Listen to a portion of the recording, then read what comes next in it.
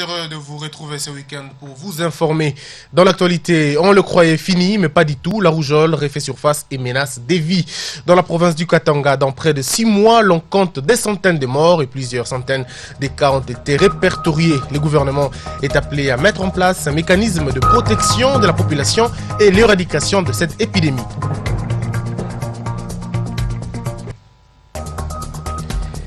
La Commission nationale des droits de l'homme a tenu ce samedi 15 août 2015 sa première plénière à Kinshasa. Nous allons être en contact avec son président tout à l'heure. L'intégralité, ce sera dans ce journal. En sport, les dirigeants de l'équipe de Ring Club Motema Pembe s'étaient donné rendez-vous à Lingwala pour parler exclusivement sur le moyen de faire développer l'équipe et de la rendre plus compétitive. Les autorités se sont fixées un seul objectif, faire de Motema Pembe l'une des plus grandes équipes d'Afrique. Bonsoir à tous, merci d'être nombreux. D'abord cette nouvelle, les éléments et cadres de l'ex-rébellion M23 réfugiés dans le pays voisin ont jusqu'au 18 août prochain pour revenir au pays. Cet ultimatum du gouvernement congolais est rejeté par les leaders de ce mouvement. La société civile parle d'une naïveté. Le point avec notre correspondant de Goma, Martida Cruz-Olenga. Intervenant sur une radio locale à Goma, le président de l'ex-rébellion du M23 s'oppose à cette décision du gouvernement congolais qui a pour but d'ouvrir les dernières portes de chance à ces brebis galeuses pour venir participer à la reconstruction du pays. Pour Bertrand Bissimois, ces refus se justifient par le fait que toutes les conditions sécuritaires ne sont pas encore réunies pour que ces éléments rentrent au pays. En réaction, les acteurs de la société civile comme ceux de la défense des droits de l'homme montent au créneau et qualifient ces propos de discourtois et de manque de reconnaissance envers le président de la République, lui qui avait procédé à leur amnistie, en dépit des crimes de guerre qu'ils avaient fait subir aux paisibles populations du Nord Kivu. Thomas Dakemouiti, président de la société civile du Nord Kivu, estime que le gouvernement congolais a déjà franchi une étape importante de ces processus et il appartient aux uns et aux autres de retourner au bercail lorsqu'ils en auront l'intention. Quelqu'un vous attaque chez vous à la maison, vous parvenez à les chasser, vous le suivez d'où il est venu pour aller lui dire revenez au bercail. Ces gens-là qui se considèrent qu'ils sont mieux protégés étant au Rwanda et en Ouganda, les autorités congolaises les suivent alors qu'ils disent qu'ils ne sont sécurisés que lorsqu'ils sont de ce côté-là. Je pense que quiconque a une analyse droite comprend qui sont ces gens-là, en majorité. Il y a longtemps que nous avons dénoncé le retour clandestin des éléments du M23 au pays ici. Ils arrivent, ils rentrent au Rwanda, ils mènent des opérations ici, ils rentrent au Rwanda et en Ouganda, et il faut aller leur demander de rentrer comme si ils ne rentraient pas. Ils rentrent quand ils le veulent pour mener des opérations ici. Et donc continuer à dire qu'il faut un ultimatum pour qu'ils reviennent ici, je pense que ce sont des rêves. Nous, à la société civile, nous pensons que c'est une naïveté que nous condamnons avec notre dernière énergie. Soulignons que plusieurs ex-éléments et cadres du M23 s'étaient réfugiés au Rwanda et en Ouganda lors de la débâcle de cette rébellion en novembre 2013. Martida Cruz-Olenga, Goma, RTG. Je le dis au sommaire, 320 personnes sont mortes entre janvier et juillet de suite de l'épidémie de la rougeole dans l'ex-province du Katanga. Selon le rapport hebdomadaire du Bureau de coordination des affaires humanitaires, plus de 20 000 cas ont été recensés pendant cette même période. Suivez le commentaire de Fanny Nifakasemwana, rendu par Patrick Issobongese.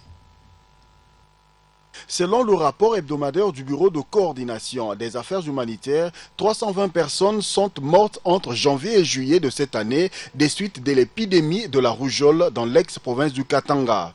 Plus de 20 000 cas ont aussi été recensés pendant cette période. 7 nouvelles zones de santé sont également affectées par la rougeole dans la ville de Lubumbashi. Le bilan actuel fait état de 21 zones de santé touchées par cette épidémie sur les 68 que compte la province d'après OCHA.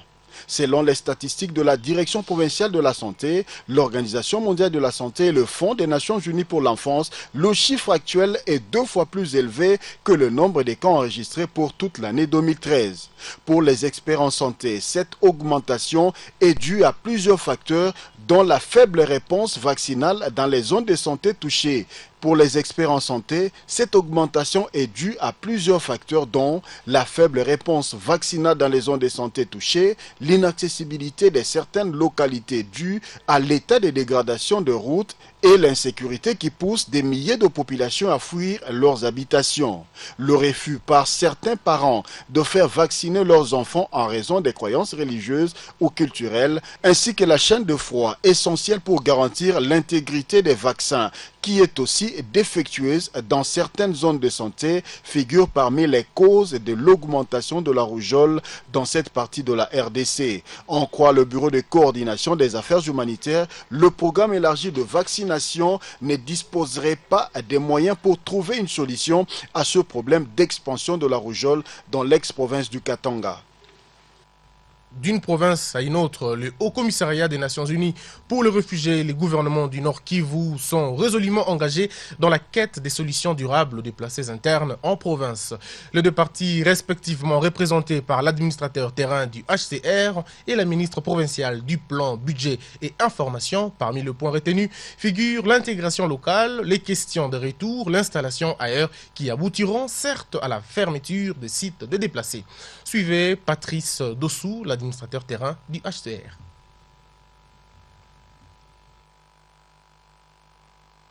Comme vous savez, la ministre du Plan, en dehors de ses fonctions régulières, a aussi sous sa tutelle le Forum pour les solutions durables, un forum qui a été mis en place par le gouverneur de province dans l'objectif de trouver des solutions durables pour les questions de déplacement interne. Il y a quelques mois encore, nous avons, le HCR, bien entendu en collaboration avec la Banque mondiale, nous avons travaillé sur une étude sur les déplacements forcés dans la région des Grands Lacs qui a quelques recommandations, entre autres la recherche de solutions durables pour les questions de déplacement interne. Donc la Banque mondiale est venue justement dans le cadre des discussions devant aboutir à l'élaboration du projet et prendre contact avec les autorités et savoir quel est en fait, quel pourrait être le lien entre ce qui se fait actuellement sur le terrain et comment est-ce que nous pourrons ensemble avec les autorités arriver à trouver des solutions durables, non seulement dans les zones de retour mais aussi dans les zones de déplacement. Donc l'avis technique de la ministre du Plan en tant que aussi présidente du FOSOD était requis sur la question. Vous savez, quand on parle de solutions durables pour la question des déplacements internes, il s'agit de la question d'intégration locale, il s'agit de la question de retour, il s'agit de la question de réinstallation ailleurs, dont la mise en œuvre aboutit également à la fermeture des sites, non seulement autour du Goma, mais dans la province. Mais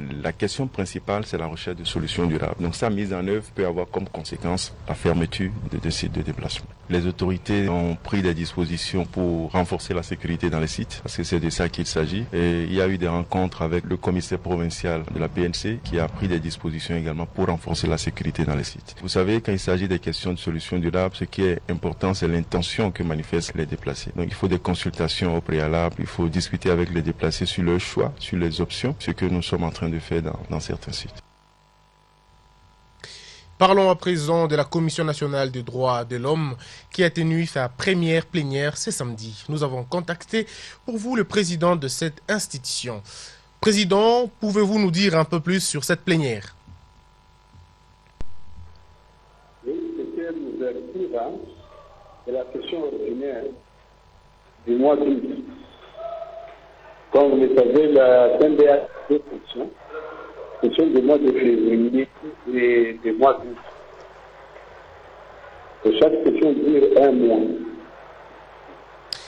Alors, Président, quels sont les points qui seront traités pendant cette plénière? Bon, comme on est en 2015,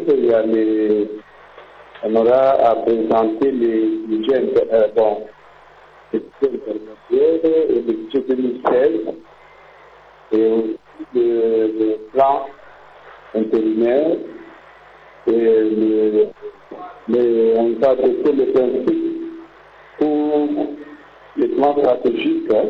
Il y aura aussi l'élaboration du projet. On doit adopter pour les règlements administratifs et financiers. Et de manière générale, comment s'est déroulée cette première plénière? Bon, comme on est en 2015,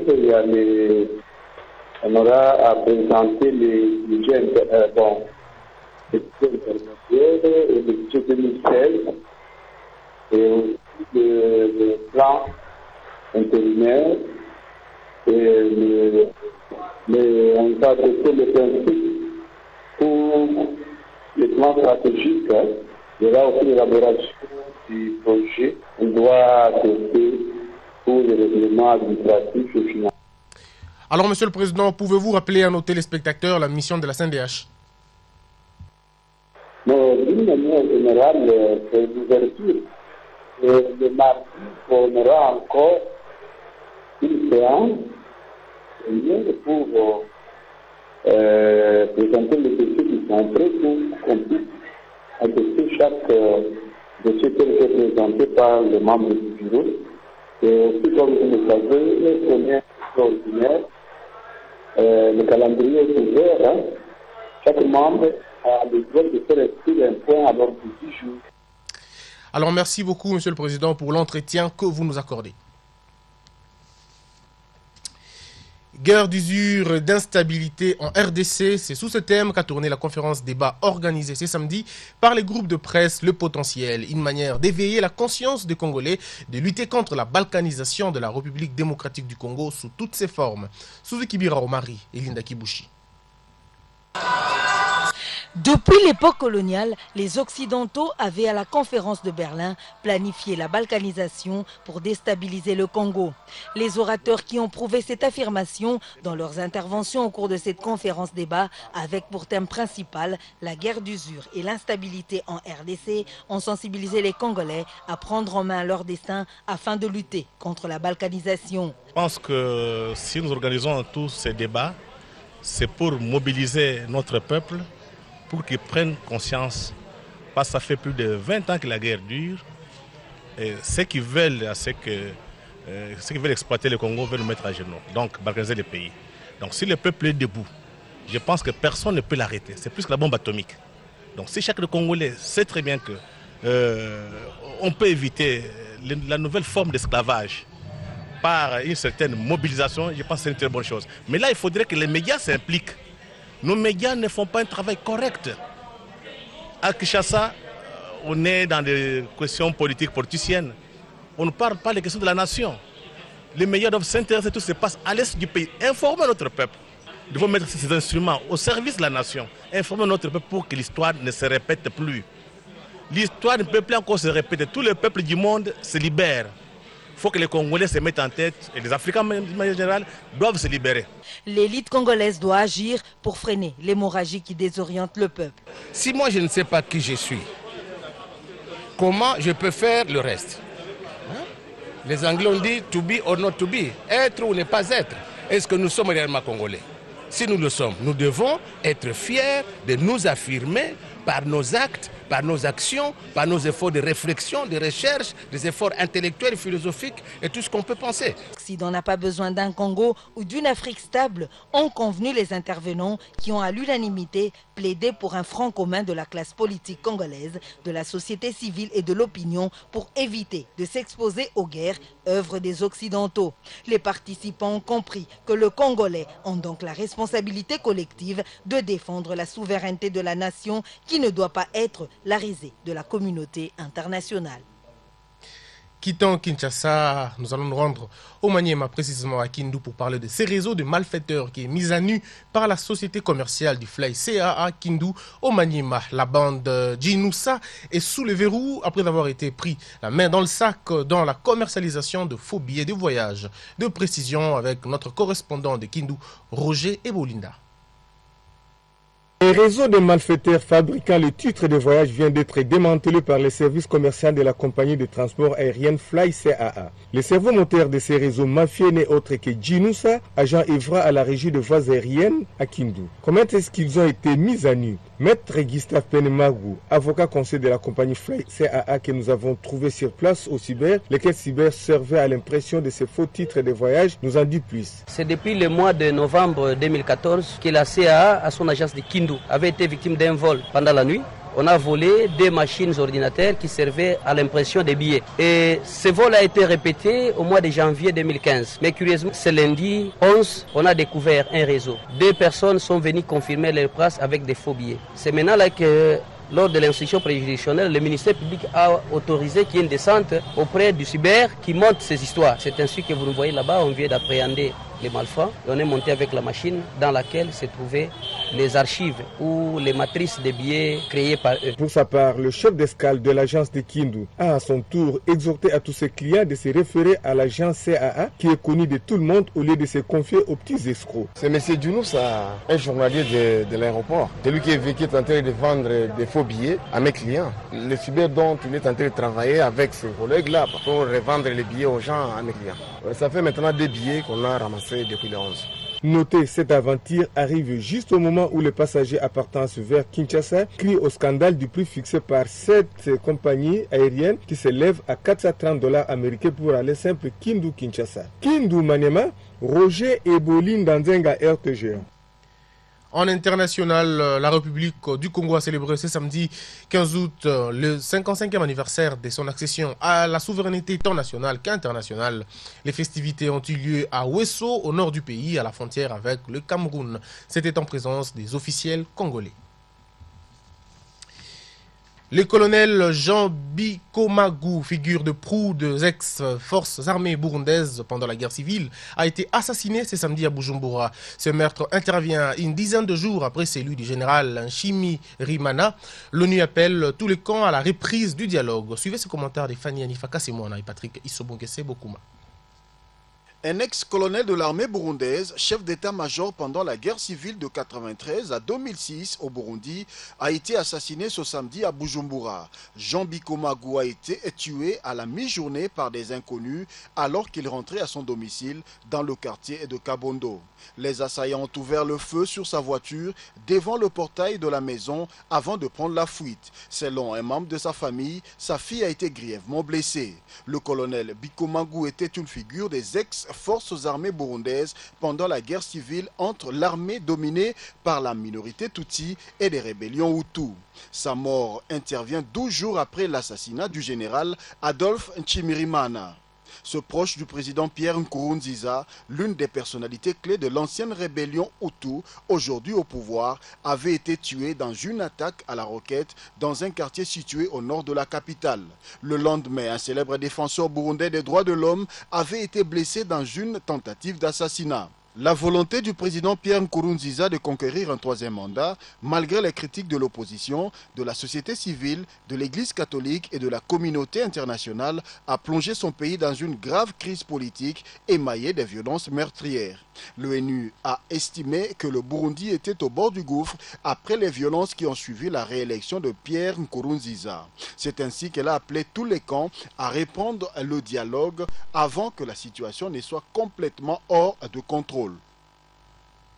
Et en sport, le Daring Club Motema Pembe doit devenir un grand club africain. Cette déclaration est du staff dirigeant de ce club qui a rappelé aux supporters. C'était vendredi au cours d'une rencontre organisée à Lingwala. D'autres points également ont été débattus pour le besoin d'information. Suivez ce reportage de Patrick Isobongese Bokuma et Yannick Bilamo. Le Daring Club Motema Pembe doit vivre autrement. En tout cas, le président Jean-Tini Ngobila est déterminé à faire appliquer cette politique au sein de ce club qui va totaliser bientôt ses 80 ans d'existence. Il a rappelé cet objectif aux supporters verts et blancs au cours d'une rencontre. Dans son message, Jean-Tini Ngobila est revenu sur ses déclarations de prise de pouvoir faites il y a plus de 8 mois. Pour lui, le Daring Club Motema Pembe doit vivre la modernisation, la valorisation de l'athlète et le développement. Pour y arriver, a-t-il dit, il était question de convaincre Henri Legarda qui a beaucoup d'expérience dans le football. À titre de rappel, a-t-il ajouté, Henri Legarda a travaillé pendant longtemps dans le monde du football français. Il a aussi, a-t-il poursuivi, dirigé un des projets de l'actuel président de l'Union européenne de football association. Pour ce qui est de Imana Société, Jean-Tini Ngobila est certain de pouvoir y arriver. Cette thèse est soutenue à bras le corps par Henri Legarda, co-président du Daring Club Motema Pembe. Lui qui, on doit le rappeler, a acquis de l'expérience dans ce domaine, croit qu'avec l'apport des supporters, les choses se vivront autrement. Ce dernier aura une toute autre image de son club. Vous savez, d'être supporter et d'être actionnaire, je pense que vous aurez une toute autre vision de votre club.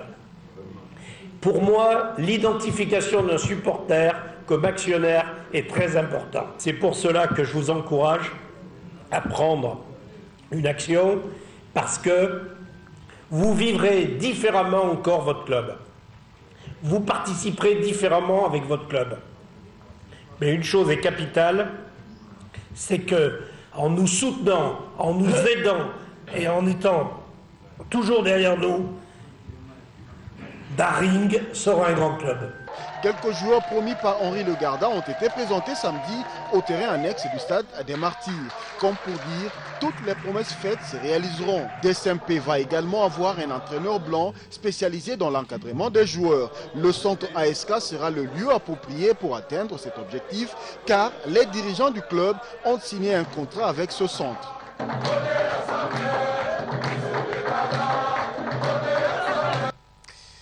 Et terminons avec ces communiqués. Communiqué officiel numéro 001 DGI. La Direction générale des impôts informe les contribuables assujettis à l'impôt professionnel sur les rémunérations IPR, à l'impôt exceptionnel sur les rémunérations versées au personnel expatrié et à la taxe sur la valeur ajoutée TVA, qu'étant donné que l'échéance des souscriptions de déclarations afférentes au mois de juillet 2015 tombe un samedi, ils sont autorisés à s'acquitter de leurs obligations au plus tard le lundi 17 août 2015. Par ces délais, il sera procédé à l'application des pénalités fiscales conformément à la loi. Fait à Kinshasa le 14 août 2015, Dieudonné Lukadi Moga. Et c'est la fin de ce journal. Rappelons le principal titre. On le croyait fini, mais pas du tout. La rougeole refait surface et menace des vies. Dans la province du Katanga, dans près de 6 mois, l'on compte des centaines de morts et 20 000 cas ont été répertoriés dans cette même province. Le gouvernement est appelé à mettre en place un mécanisme de protection de la population et l'éradication de cette épidémie. La Commission nationale des droits de l'homme a tenu ce samedi 15 août 2015 sa première plénière à Kinshasa. Votre rédaction a contacté son président Mwamba Mushikoke. Vous avez suivi l'intégralité de son entretien dans ce journal.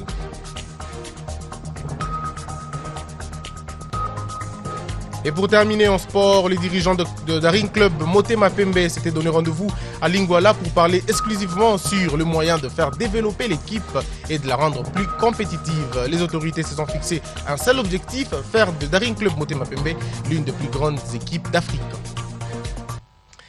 Ainsi s'achève ce journal coordonné par Martin Moudimbi Kapenga et Patrick Issobongese Bokuma. Merci de l'avoir suivi à Bakengeleke, à Mbandaka, dans la province de l'Équateur, comme partout dans le monde. Ce journal vous a été offert par RTL.